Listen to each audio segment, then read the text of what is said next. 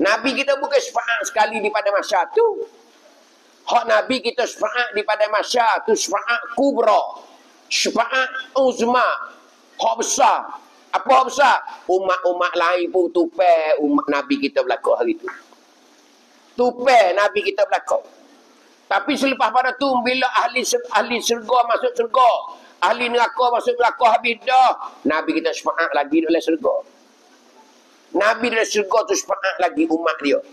Selama mana umat Nabi Muhammad ada dalam neraka, selama mana imi dia ada dalam dada dia, maka Nabi sentiasa syafaat. Lepas sore-sore, lepas sepuak-sepuak. Tu Nabi kita dalam syurga esok. Dia akan sujud pula dalam syurga esok. Ya Allah, aku nak minta padamu lagi, Ya Allah. Tuhan kata, apa lagi Muhammad? Muka tubiklah umatku ada lagi dalam neraka ni, Ya Allah. Sedangkan dia ada email besar putih tamah lagi, Ya Allah, dalam dada dia, Ya Allah. Waktu baiklah, Ya Allah, sebagai janji emang, Ya Allah. Allah Ta'ala perintah kepada malaikat waktu baik pula. Tuhan kata, apa lagi Muhammad? Tak ada sudah-sudah ni. Ya Allah, ada lagi umatku dalam neraka, Ya Allah. Sedangkan dia ada lagi sebagai janji emang, Ya Allah. Tuhan suruh malaikat waktu baik pula. Hengok habis. Selagi dia ada umat dia ada email duduk dalam neraka, Nabi syafaat waktu baik habis. Malaikat orang tu mati tak ada email, semua dengan edeng, dengan icai, dengan sumpon. Hak tu tak tu baik dah lah. Duduk sekali dengan Lee Kuan Yew Singapura. Ayallah dalam neraka esok. Tu dah. Lagi ada email, Nabi kita syafaat. Ni ayat Nabi kita tak ada dah. Tengok dia ayat kita ni cara nak berdoa.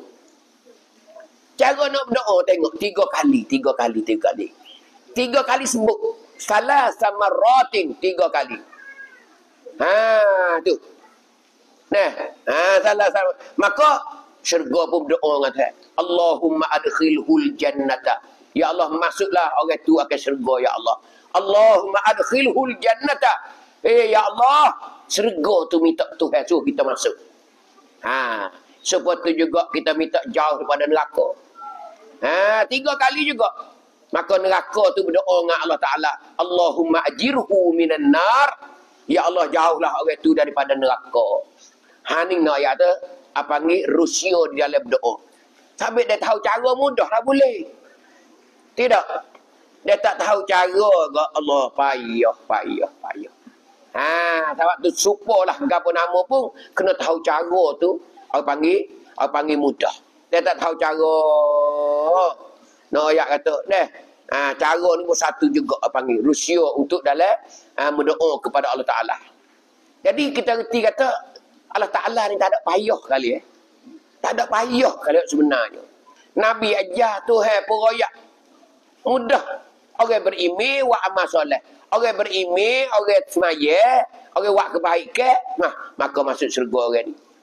Ni kali ni. Ni nak ayat kita hidup dunia macam ni ya.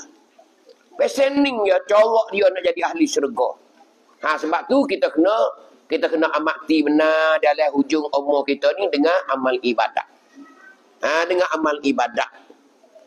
Tu adalah hadis Nabi.